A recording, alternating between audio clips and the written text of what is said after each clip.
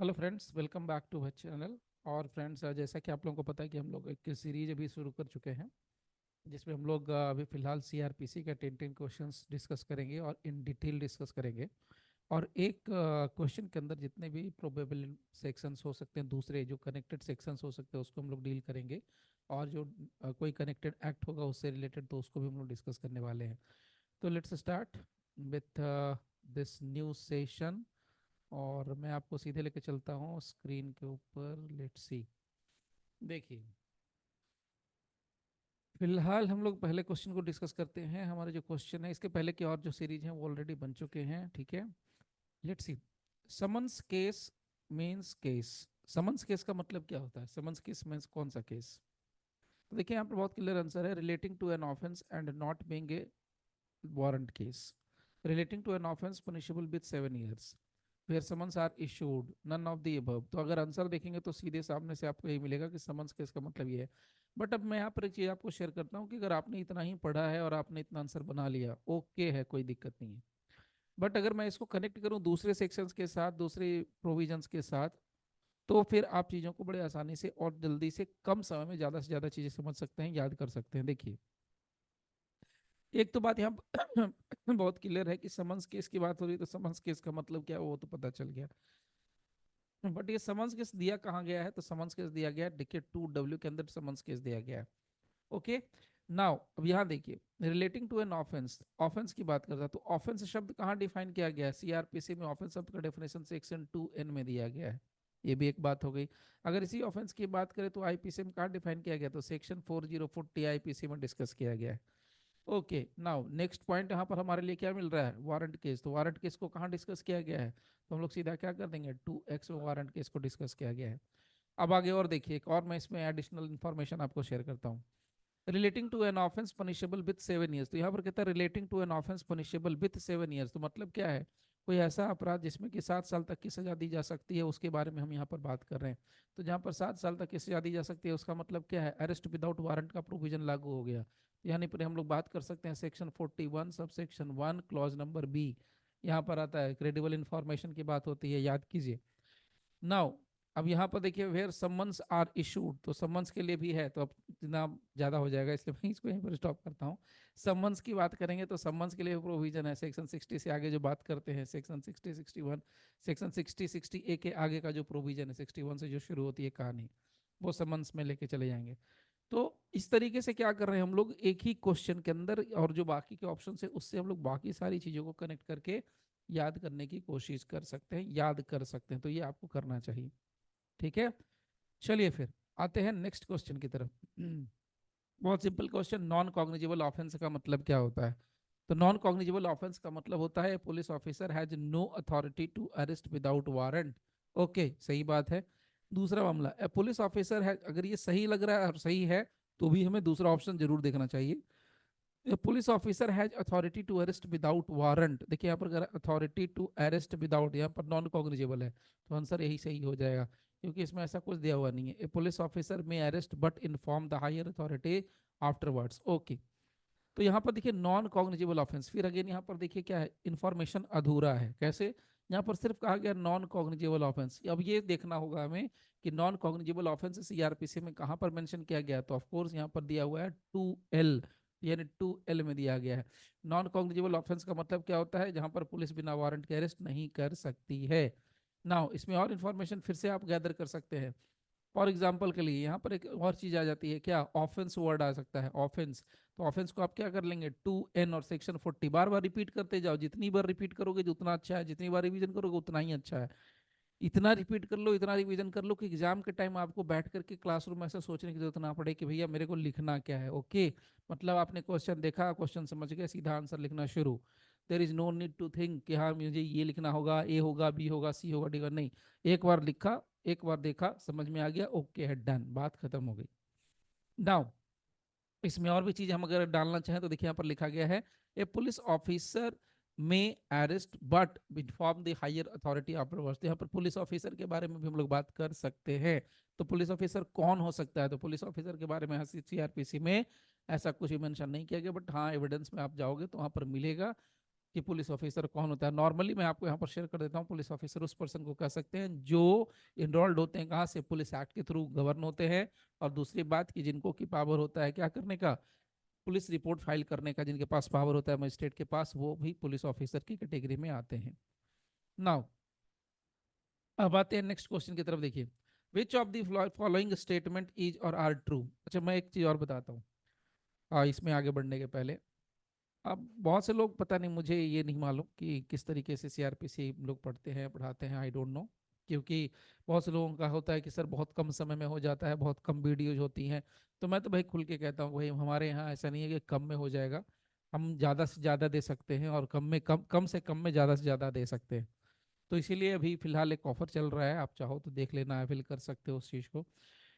लेकिन हाँ, ये चीज़ मैं बता रहा हूँ, जैसे कि नॉर्मली क्या होता है, आप देखेंगे कि अगर ऑनलाइन क्लासेस में आप सीआरपीसी की फिलहाल बात करो तो 50 से 60 वीडियो मैक्सिमम मिलता है, 50 to 60 वीडियोस। लेकिन अगर मेरे यहाँ आप देख रहे हो कि भाई सीआरपीसी मुझे समझनी है, पढ़नी है, तो मैं आपको ओपनली कह रहा हूँ, मेरे पास 373 प्लस वीडियोस हैं सिर्फ और सिर्फ सीआरपीसी की। और हर एक वीडियो का जो ड्यूरेशन होगा 1.5 घंटे से ज़्यादा का होगा, अराउंड 1.5 घंटे 2 घंटे इसके बीच का होगा लमसम। तो आप समझ सकते हैं कि सीआरपीसी किस लेवल तक, किस हद तक बताई गई है, वो आप समझ सकते हैं। अब अगर आप ये सोच रहे हो कि सर इतना तो हमें पढ़ने की जरूरत नहीं है, तो सर आप ये बहुत बड़ी गलत फहमी में हो, भूल में हो। हाँ, ये अलग बात है कि आप 50 वीडियो देख करके सुन करके आप जरूर, हो सकता है 200% कि आप निकाल लो एग्जाम। लेकिन आप अगर ये भूल में हो तो फिर मैं आगे बता दूं कि ट्रेनिंग में फिर आपकी जो हालत खराब होने वाली होती है वो आपको समझ में आएगा। और एक पोजीशन पर बैठने के बाद जब कोई आपको आगे कोई दो चार बातें सुना जाए तो बहुत खराब लगता है उस समय। वो चीज़ भी समझनी होती है। मतलब आपके पास जितना ज़्यादा नॉलेज है, नॉलेज कभी बेकार नहीं जाती, इस चीज़ को मान के चलिए। ठीक है। तो बस मेरा इतना कहना है कि अगर पढ़िए, कहीं भी पढ़िए, कुछ भी पढ़िए, कैसे भी पढ़िए, self study is the best thing. But आप उसको क्या करो कि एकदम इन डेप्थ लेने की कोशिश करो, एज फार एज पॉसिबल। ये नहीं कि सिर्फ एग्जाम दे दिए पास करना, एग्जाम दे दी पास करना, नो। थोड़ा एक्स्ट्रा रहना चाहिए, इसलिए टर्म आता है ना एक्स्ट्रा। एक्स्ट्रा क्यूरिकुलर एक्टिविटी, भैया उसके अलावा वो कुछ कर रहे हैं, यहाँ पर पढ़ाई के अलावा यानी सिलेबस के बाहर भी कुछ कर रहे हैं आप। ओके, चलिए फिलहाल बात करते हैं किसकी, क्वेश्चन नंबर थर्ड की। Which of the following statement is or are true. यहाँ पर क्या लिखा है, inquiry means every inquiry including a trial conducted under the, तो शुरू से ही लग रहा गड़बड़ है। यहाँ क्या रहा है, इंक्लूडिंग अ ट्रायल, तो यहाँ पर देखो पहले ही कह रहा है इंक्लूडिंग अ ट्रायल, तो ट्रायल तो कभी इंक्लूड होता नहीं है, तो ये तो ऐसे ही गलत हो गया। यहाँ क्या करना है, ट्रू ढूंढना है। दूसरा कहता है inquiry means every inquiry other than a trial, यहाँ बोल दिया अदर देन अ ट्रायल, तो ये लग रहा है सही है, conducted under the code of, चलिए ठीक है, ये सही लग रहा है। फिलहाल नेक्स्ट भी देखते हैं। Investigation includes all the proceedings under the code of criminal procedure for the collection of evidence conducted by magistrate. देखिए सब कुछ सही है, यहाँ गड़बड़ कर दिया जाकर के कंडक्टेड बाय ए मजिस्ट्रेट। तो इन्वेस्टिगेशन कभी मजिस्ट्रेट के द्वारा नहीं किया जा सकता है। तो ये तीन है यहाँ पर अपने पास, तो ये वाला सही है। ऑल ऑफ दिस तो होने का चांस ही नहीं है। तो हमारा जो करेक्ट आंसर होगा क्या होगा, बी होगा। अब यहाँ पर देखो जरा ध्यान से आप, अभी भी ये क्या है, पूरा जो हम लोग यहाँ पर देख रहे हैं, गैदर कर रहे हैं, ये इन्फॉर्मेशन अधूरा है। इसको हम कनेक्ट कर सकते हैं। यहाँ पर हम लोग किसकी बात कर रहे हैं, इंक्वायरी की। इंक्वायरी टर्म कहाँ पर डिफाइंड है, जरा देखो, सोचो आप ध्यान से, ठंडे दिमाग लगाओ। तो इंक्वायरी टर्म कहाँ पर डिफाइंड है, तो आप जाके देखोगे तो 2G में आपको इंक्वायरी टर्म का डेफिनेशन मिलेगा, 2G में। ठीक है, inquiry mean so and so जो भी है। अब यहाँ पर आप जाकर के ट्रायल का डेफिनेशन ढूंढोगे तो ट्रायल का डेफिनेशन नहीं मिलेगा। ओके, नहीं मिलने वाला है। उसके बाद मजिस्ट्रेट और कोर्ट की बात करोगे तो मजिस्ट्रेट आपको सेक्शन 3 से आपको कवर करता है, कोर्ट की बात यहाँ कर नहीं सकते, कोर्ट में आपका कॉन्स्टिट्यूशन है, क्लासिफिकेशन है, तो वो अलग ही कहानी हो जाएगी। इसलिए हम लोग जितना इसको इंटरप्रेट कर सकते हैं उतना हमने कर लिया। ठीक है, चलिए सॉरी, यहाँ से भी आप देखिए, इंक्वायरी मीन्स एवरी इंक्वायरी, अभी मैं आगे आपको दिखाऊंगा इसका और भी इंटरप्रिटेशन। देखिए इंक्वायरी मीन्स, देखिए इंक्वायरी मीन्स क्या लिखा है, inquiry means every inquiry other than a trial, every inquiry other than a trial conducted under this code or by a magistrate or court. Okay done. Inquiry कितने तरह की हो सकती है, आपने सुना होगा, जुडिशियल इंक्वायरी होती है, नॉन जुडिशियल इंक्वायरी होती है, डिपार्टमेंटल इंक्वायरी होती है, प्रिलिमिनरी इंक्वायरी है, लोकल इंक्वायरी है। देखिए लोकल इंक्वायरी 148 सीआरपीसी में मेंशन है। ओके, सो जुडिशियल है, नॉन जुडिशियल है, प्रिलिमिनरी है, लोकल है, इंक्वायरी इनटू ऑफेंस है, inquiry into matters other than offence है। ये सारी चीजें क्या है, inquiry inquiry inquiry inquiry inquiry. अब यहाँ पर तो आपको एक चीज बहुत अच्छे से पता है, ENQUIRY, ये वाली इंक्वायरी तो होगी कभी नहीं। इसका मतलब होता है पूछताछ। हम लोग जिसकी बात कर रहे हैं वो क्या है, INQUIRY, इंक्वायरी, इसका मतलब क्या होता है? जांच। हम लोग इसकी बात करते हैं। ओके, चलिए नेक्स्ट क्वेश्चन की बात करते हैं। पुलिस रिपोर्ट क्या होता है? मतलब पुलिस रिपोर्ट का अब देखिए, ये भी यहाँ पर आपको खुद ही पता चलेगा, अधूरा है ये पूरा, इससे बहुत सारी चीजें मिलेंगी हम लोगों को ढूंढने पर। पहले फिलहाल इस क्वेश्चन का आंसर ढूंढते हैं। पुलिस रिपोर्ट का मतलब क्या होता है? Report lodged by the complainant in the police station, the answer is no. Report sent by officer in charge of a police station to superior officer, no, superior officer को नहीं। A report forwarded by police officer to a magistrate under section 173 subsection 2 of the CRPC, yes, क्या है? Report forwarded by police officer to किसको? Magistrate को, of course 173 subsection 2 वाला। उसके अलावा report entered in a case diary, देखिए ये सही आंसर है, ये सही आंसर नहीं। क्यों? क्योंकि जो हमारा टर्म है पुलिस रिपोर्ट, इसका डेफिनेशन कहाँ दिया गया है? सेक्शन 2R में दिया गया है। तो पुलिस रिपोर्ट का मतलब होता है report forwarded by a police officer to a magistrate under subsection 2 of section 173।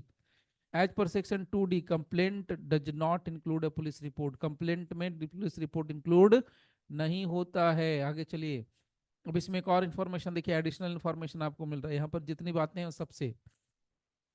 देखिए ए में आपको क्या मिला? यहाँ पर पुलिस स्टेशन, तो मैंने पुलिस स्टेशन का भी जिक्र कर दिया। पुलिस स्टेशन के बारे में कहाँ पर क्या लिखा गया है?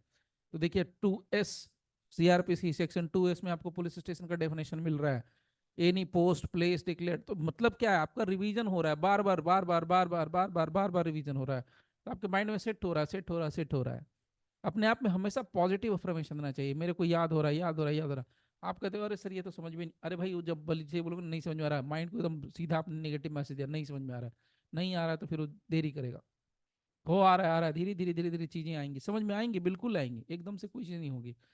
ओके, 2S में क्या मिलेगा? पुलिस स्टेशन का डेफिनेशन मिलेगा। 2O, officer in charge of the police station, officer in charge of police station. Okay, case diary क्या होती है? देखिए यहाँ पर केस डायरी लिखा है, इसलिए मैंने वो भी आपके लिए रख दिया है। यहाँ केस डायरी देखिए, यहाँ पर बोल्ड किया हुआ है। तो केस डायरी, केस डायरी का मतलब क्या है? सेक्शन 172 सब सेक्शन 1 CRPC, इसमें कहा गया कि इन्वेस्टिगेटिंग ऑफिसर जो है वो क्या करेगा? एक डायरी रखेगा और इंटर करेगा प्रोसीडिंग्स का। कौन से प्रोसीडिंग्स को? इन्वेस्टिगेशन वाली प्रोसीडिंग्स को। This diary is called as case diary or special diary or police diary or station house diary, सब कुछ इसी को कहा जा रहा है। बात खत्म हो गई। तो इस केस डायरी का जिक्र कहाँ है? 172 के सब सेक्शन 1 में। ओके, चलिए आते हैं नेक्स्ट क्वेश्चन की तरफ। As per code of criminal procedure amendment act 2008, 2008 का अमेंडमेंट एक्ट है, जो कि है, इसका एक्ट नंबर है 5 ऑफ 2009, लागू हुआ था 31 दिसंबर 2009 से, जिसमें कि WA इंसर्ट किया गया सेक्शन 2 के अंदर इन CRPC, जिसमें विक्टिम का डेफिनेशन दिया। विक्टिम किसको कहते हैं? Victim as a person who has suffered any loss or injury. कौन होता है विक्टिम? विक्टिम एक पर्सन होता है जिसकी कोई लॉस होती है, उसको कोई इंजरी होती है, और वो भी किसकी वजह से होती है? किसी एक्ट और ओमिशन की वजह से। वो कौन करता है? अक्यूज्ड पर्सन करता है। हैज बीन चार्ज इंक्लूड्स, अब इसमें कौन सी चीजें इंक्लूड होती है? तो विक्टिम में कौन इंक्लूड होता है? तो विक्टिम का गार्जियन ओनली, नहीं, सवाल ही नहीं है। विक्टिम मैं हूं अगर, तो मेरे सिर्फ गार्जियन कैसे हैं? आगे भी पीढ़ी भी हो जाएगी। Victim's guardian and legal heir, ये सही आंसर होना चाहिए। Victim heir never, no, victim no, this is the right answer B. यहाँ देखिए आंसर भी लिखा है बी। सो विक्टिम जो है, विक्टिम के गार्जियन और विक्टिम के लीगल है। तो गार्जियन कौन सी हो गई? मान लीजिए ये विक्टिम है, विक्टिम है, तो विक्टिम के ऊपर की पीढ़ी क्या हो गई? गार्जियन, और नीचे की पीढ़ी क्या हो गई? Legal air. नॉर्मली यही होता है, नॉर्मली मैं बोल रहा हूँ, सामान्य तौर पर। ओके, तो इसमें बहुत सारी चीजें हैं। देखिए, तो बहुत सारी चीजों में क्या है, छोटी छोटी बातें मैंने पहले शेयर कर रखी है, मैं रिपीट नहीं करना चाह रहा हूँ। अमेंडमेंट शब्द का मतलब क्या होता है? देखो, अमेंडमेंट कहाँ हो सकता है? स्टैट्यूट में हो सकता है, कॉन्स्टिट्यूशन में हो सकता है। तो अमेंडमेंट का मतलब आपको पता होना चाहिए क्या होता है वास्तव में। ये पता होना चाहिए कि आपको CRPC में अब तक कितनी अमेंडमेंट हो चुकी है, कितनी बार अमेंडमेंट। तो मैं आपको बता दूं, CRPC में 20 बार अमेंडमेंट हो चुका है। सबसे पहला अमेंडमेंट 1974 में हुआ था, और जो लास्ट अभी तक का जो रिसेंट अपडेट अमेंडमेंट है वो 2019 का है, Jammu and Kashmir reorganisation act. Okay, ये आपका अब तक का लास्ट अपडेटेड है। सॉरी, चलिए अब आगे चलते हैं। Any proceeding during which evidence is taken on oath, क्या कहलाता है भैया? कुछ नहीं, सिंपल सा आंसर है, क्या होगा? कोई प्रोसीडिंग जिसमें क्या करते हैं, एविडेंस की बात कर दी ऑन ओथ, तो लिख देंगे क्या? सीधा सीधा मामला, जुडिशियल प्रोसीडिंग। अब देखिए, इससे कनेक्टेड फैक्ट्स क्या क्या हो सकते हैं। अब जुडिशियल प्रोसीडिंग लिख तो दिया कि क्या होते हैं जुडिशियल, लेकिन जुडिशियल प्रोसीडिंग किसको कहते हैं? जुडिशियल प्रोसीडिंग का मतलब क्या होता है? Judicial proceeding includes any proceeding in the course of which evidence is or may be legally taken on oath. So judicial proceeding का मतलब क्या होता है? Any proceeding in the course of which. तो जुडिशियल प्रोसीडिंग का मतलब बता दिया। कोई भी ऐसी प्रोसीडिंग जिसमें कि एविडेंस क्या होता है, लीगली टेकन ऑन ओथ होता है। इसके अलावा सुनिए ध्यान से, maintenance proceeding under section 125 CrPC is a judicial proceeding. Similarly inquiry by a magistrate issuing an order under section 144, ध्यान से सुनना, फिर से रिपीट कर रहा हूँ, inquiry by a magistrate issuing an order, inquiry by a magistrate issuing an order, inquiry by a magistrate, कौन सा, सेक्शन 144 वाला मामला। तो सेक्शन 144 में मजिस्ट्रेट जो इंक्वायरी करता है ऑर्डर पास करने के पहले, वो इंक्वायरी क्या कहलाती है, judicial proceeding. Hearing before an arbitrator is not a judicial proceeding, not a judicial proceeding. Inquiry and trial is judicial proceeding. Okay, इसमें एक टर्म आता है एविडेंस। तो एविडेंस लिखा है ना कि एविडेंस इज टेकन ऑन हो, तो एविडेंस का मतलब भी देखिए यहाँ पर लिख दिया है। एविडेंस कहाँ दिया गया है, सेक्शन 3 इंडियन एविडेंस एक्ट में दिया है। एविडेंस का मतलब क्या होता है, तो यहाँ पर देख दिए, ओरल एविडेंस और डॉक्यूमेंट्री एविडेंस, ये भी आपको यहाँ पर मेंशन कर दिया। तो क्या हो गया, ये सारी चीज जितना जितना ज्यादा से ज्यादा आप कनेक्ट कर सकते हो कनेक्ट करो। लेकिन मैं हमेशा कहूँ, कनेक्ट करने के पहले एक चीज हमेशा याद रखना, उसका कॉन्सेप्ट ले लेना। जब तक किसी वर्ड का मतलब ही नहीं पता उसको आप उसको कैसे कनेक्ट कर पाओगे, that is the point. Okay, चलिए नेक्स्ट क्वेश्चन की तरफ बढ़ते हैं। How many classes of criminal code shall be in a district. कितना होता ही होता है भाई, किसी भी डिस्ट्रिक्ट के अंदर कितने क्रिमिनल कोड्स होते हैं। सिंपल सा आंसर है यहाँ पर 4, सबको पता है आपको, सेक्शन 6 से लिया गया है, इसमें कुछ ज्यादा बताने के लिए है नहीं। Except the high court and courts established under any other law, how many type. Okay, कितने तरह के होते हैं, हाई कोर्ट छोड़ के 4। यहाँ देखिए, यहाँ भी 4। ये देखिए सेक्शन कनेक्टेड, करेक्टेड फैक्ट्स कौन सा है, सेक्शन 6 से। अब यहाँ पर देखिए कुछ एडिशनल इन्फॉर्मेशन जिसको हम लोग बोनस कह सकते हैं। देखिए section 6 deals with the classes of criminal courts besides the high courts and the courts constituted under any law other than this। हर एक स्टेट में क्रिमिनल कोर्ट कौन कौन से होते हैं, देखिए, courts of session, judicial magistrate of the first class and in metropolitan area metropolitan magistrate. इसके अलावा judicial magistrate of the second class, इसके अलावा है एग्जीक्यूटिव मजिस्ट्रेट सेक्शन। अब यहाँ पर देखिए सेक्शन भी साथ में मेंशन कर दिया, तो क्या हो गया, judicial magistrate of the first class and in any metropolitan area, तो यहाँ पर देखिए 11, ठीक है। अब यहाँ देखिए judicial magistrate of the second class 11, executive magistrate यहाँ पर 20, तो बस यही देख लेना है इसमें। Now next question, which one of the following statement is not correct, बोल रहा है नॉट करेक्ट, मतलब आपको क्या करना है, नॉट करेक्ट, करेक्ट नहीं है, गलत है। करेक्ट होता है तो सही है, ये वाला नॉट करेक्ट, गलत ढूंढना है। Every state shall be a session division, देखो ये स्टेट है, मान लो कोई स्टेट है, कोई भी XYZ स्टेट है। अब उस स्टेट का क्या बोल रहा है, सेशन डिवीजन होगा, तो इसका सबसे बड़ा डिवीजन होगा सेशन। मान लीजिए इस स्टेट को 4 हिस्सों में बांट दिया, तो कितने हो गए, 4 session division. Shall consist of session division and every session division, अब ये सेशन डिवीजन एक सेशन डिवीजन है, shall for the purpose of CRPC, उसको डिस्ट्रिक्ट, और तो इसमें एक सेशन डिवीजन के अंदर हो सकता है एक डिस्ट्रिक्ट हो या 2 डिस्ट्रिक्ट हो, ऐसा भी हो सकता है, एक सेशन डिवीजन के अंदर 2 डिस्ट्रिक्ट भी हो सकते हैं, ये कहने का मतलब है। अब यहाँ से देखिए क्या कर रहा है, गलत ढूंढना है। Now see the state government after consultation, भैया तो सही बात है, after consultation with the high court alter the limits of the or the number of such divisions and districts, obvious सी बात है, स्टेट गवर्नमेंट कभी भी हाई कोर्ट से कंसल्टेशन करने के बाद ही ऐसा करती है। तीसरी बात, द स्टेट गवर्नमेंट में after the consultation with the high court divide any district into sub division and में अल्टर, ऑब्वियस सी बात है। Now the session division district sub division existing in state at the commencement of the CRPC shall not, okay okay okay, सही सी बात है। देखिए यहाँ पर बिल्कुल सही है, डी नंबर आंसर है। देखो आंसर यहाँ पर सामने है, लेकिन आप आंसर पे फोकस मत करो, सीधे इसको समझो कि क्या है, उसके बाद ही आप आंसर पे जाओ ना। हो यहाँ पर देखिए बहुत क्लियर इन्होंने कहा है कि the session division districts and session sub divisions existing in a state at the commencement of the CRPC shall not be deemed to have been formed under section 7। तो ये जो सेशन डिवीजन डिवीजन वगैरह जो बने हैं, ऐसा नहीं मानिए कि सेक्शन 7 की वजह से बने, ऑब्वियसली ऑब्वियस सी बात है, ये यहाँ पर कह रहा है, तो ये बात क्या है, बने तो 7 से ही है। यहाँ के क्या करना है, गलत है, तो ये भाई गलत है। यहाँ कर रहा है नॉट, तो यहाँ पर क्या हो गया, गलत है। ओके, देखिए यहाँ पर सेक्शन 7 भी आपको लिख दिया गया पूरा टेरिटोरियल डिवीजन, तो आपको अलग से एक्स्ट्रा दिमाग लगाना ही नहीं, इसका PDF भी अवेलेबल है, और ये ऐप के ऊपर भी अवेलेबल है पूरी कंटिन्यूटी के साथ, 1 2 3 4 5 6 7 जितने भी हैं सारे के सारे 10 क्वेश्चन के सेट में। तो ज़्यादा बोझिल भी नहीं होगा, ज़्यादा बोर भी नहीं होगा, ज़्यादा लंबा भी नहीं होगा, आराम से आप थोड़ा थोड़ा सेशन देख सकते हो। चलिए ये तो सेक्शन 7 है, आप इसको बेयर एक्ट से पढ़ लो, यहाँ पढ़ लो, बात बराबर है। चलिए आगे चलते हैं। The state government may by notification declares any city or town for the purpose of CRPC as metropolitan हो, obvious सी बात है, कितना होना चाहिए, 10 लाख से ज्यादा, यानी 1 मिलियन होता है, यहाँ पर लिखा है 1 मिलियन, तो यहाँ पर 10 लाख से ज्यादा, यहाँ देखिए ए। अब ये बस याद रखना है, इसमें सेक्शन कौन सा लगेगा, तो सेक्शन है देखिए 8, उसका सब सेक्शन 3 मेट्रोपॉलिटन एरिया। तो सेक्शन 8 में क्या है, metropolitan area. Now the last question of the day of this session actually, देखिए यहाँ पर है क्वेश्चन नंबर 40, जो कि लास्ट सेक्शन है एक्चुअली, सॉरी लास्ट क्वेश्चन है, 10वां क्वेश्चन होगा हम लोगों का। Which section of the CrPC provides the high court, यहाँ पर दो दो बार कोर्ट है, high court could be a criminal court. कौन सा सेक्शन कहता है कि हाई कोर्ट एक क्रिमिनल कोर्ट होगा, ऑब्वियसली सेक्शन 6। उसी में क्लासिफिकेशन की बात होती है, देखिए classes of criminal courts, section 6 यहाँ पर कहा गया बिसाइड्स हाई कोर्ट। तो ये हाई कोर्ट क्या है, क्रिमिनल कोर्ट की तरह काम करता है। ओके चलिए ये बातें तो मैंने पहले भी लिख रखी हैं। तो आज के लिए ये वाला सेशन यहीं पर स्टॉप करते हैं, मिलते हैं फिर नेक्स्ट सेशन में। बाय द वे आप चाहो तो ऐप पर जाकर के इसका पूरा एक सीक्वेंस ले सकते हो, देख सकते हो। और ये ऐप पर पहले आता है और बाद में यूट्यूब पर अपलोड होता है, तो आप चाहो तो वहाँ से पहले देख सकते हो। ठीक है, चलिए फिर मिलते हैं नेक्स्ट सेशन में। और मैं तो बस इतना ही कहूँगा कि जो बेनिफिट मिल रहा है उसका फ़ायदा उठाओ जहाँ तक हो सके। मैं एक बार हमेशा कहता हूँ कि जितने प्रोसीजरल लॉ हैं, चाहे आप एडीजी के लिए हो, चाहे सिविल जज के लिए हो, चाहे आप एबीओ, जितना प्रोसीजरल लॉ पे कमांड होगा उतना ही अच्छा होगा करियर। इस बात को आप लिख के ले लो मेरे से, चाहे वो सीपीसी हो चाहे वो सीआरपीसी हो, प्रोसीजरल पे जितना ज़्यादा कमांड कर सकते हो आप उतना अच्छा है।